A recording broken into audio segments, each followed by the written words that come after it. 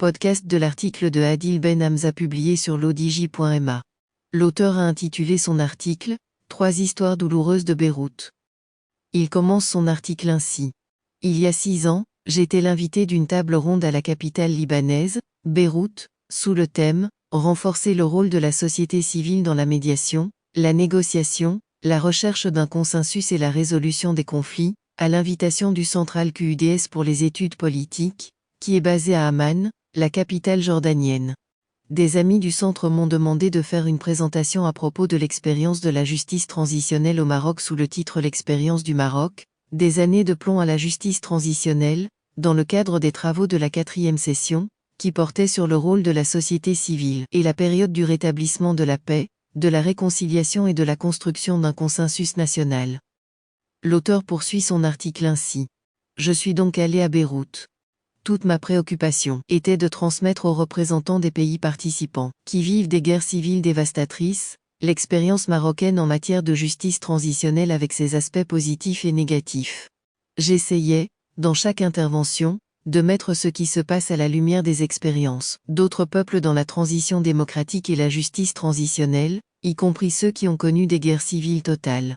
La guerre civile espagnole a été l'un des modèles sur lesquels j'ai focalisé, compte tenu de son atrocité et de son aspect destructeur, car elle a fait de l'Espagne le 2e pays au monde à avoir des fosses communes après le Cambodge, avec 2500 fosses communes. Ce qui est effrayant, c'est que les expériences d'un certain nombre de guerres civiles, y compris l'expérience espagnole, peuvent conduire à des régimes dictatoriaux, et dans le contexte des pays du printemps arabe, cette possibilité est choquante, inquiétante et effrayante, mais elle reste possible. L'auteur précise sa pensée ainsi. Personnellement, je pensais qu'il ne m'intéressait que de parler de l'expérience du Maroc.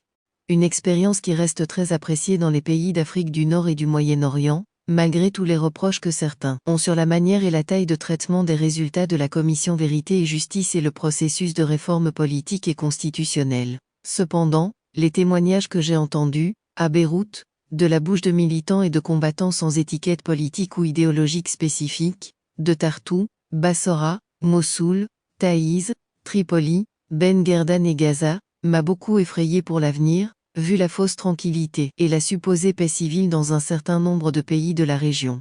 La même histoire se répète sous différentes formes, le meurtre sur l'identité, la barbarie qui demeure dans les âmes, et qui soudain ressort pour brûler des années de coexistence.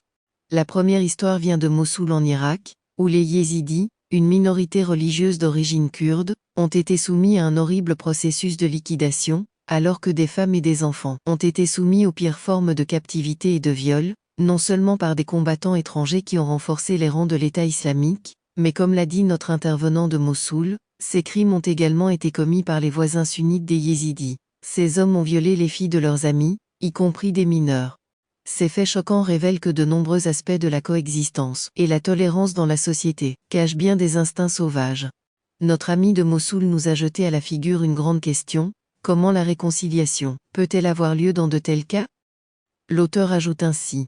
La deuxième histoire vient également d'Irak, mais cette fois de Bassora, où règnent des règles claniques très étranges, révélant que l'islam, qui est dans la région, et après 14 siècles, n'a pas réussi à déraciner des pratiques qui trouvent leur origine dans l'ère pré-islamique.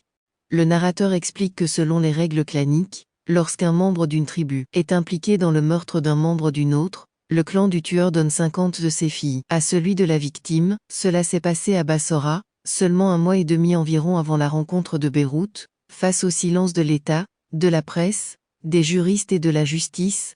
Tout le monde est complice de pratiques qui restent rares même dans les sociétés primitives, mais c'est une réalité qui révèle l'étendue de l'ignorance, du sous-développement et des instincts qui régissent le sort des peuples qui n'ont pas besoin de Daesh pour manifester leur sadisme. L'auteur continue son article en ajoutant. La 3e histoire est de Tartou en Syrie, qui est une région à majorité alaouite, et c'est une coïncidence qu'elle ait accueilli sur ses terres un grand nombre de réfugiés d'autres régions de Syrie, car Tartou abrite l'un des plus grands camps de réfugiés internes, et le destin veut que ces réfugiés soient sunnites. L'intervenant, militant de la société civile locale, raconte que l'arrivée des réfugiés a coïncidé avec le premier attentat suicide dans la ville. La foule a attaqué le camp de réfugiés sunnites, tenu moralement responsable de l'explosion. Ainsi le camp et ses habitants ont été soumis à l'humiliation, au vol et à la violence. Sans l'intervention de la société civile et de certains religieux locaux, ces 2 réfugiés auraient été exterminés dans leur propre patrie. Tous ceux qui nous ont dit nous ont confirmé que les gens vivaient ensemble dans une atmosphère paisible, malgré les différences que tout le monde connaît. Mais d'un coup tout a basculé, et chacun s'est retranché derrière sa propre identité et les leaders témoignant d'une certaine sagesse se sont retirés, pour faire place à la mafia. Cette transformation subite pourrait arriver dans n'importe quelle communauté. L'auteur conclut son article ainsi. Je suis revenu de Beyrouth avec une grande peur pour de nombreux pays voisins et les répercussions que cela pourrait avoir sur la région dans son ensemble.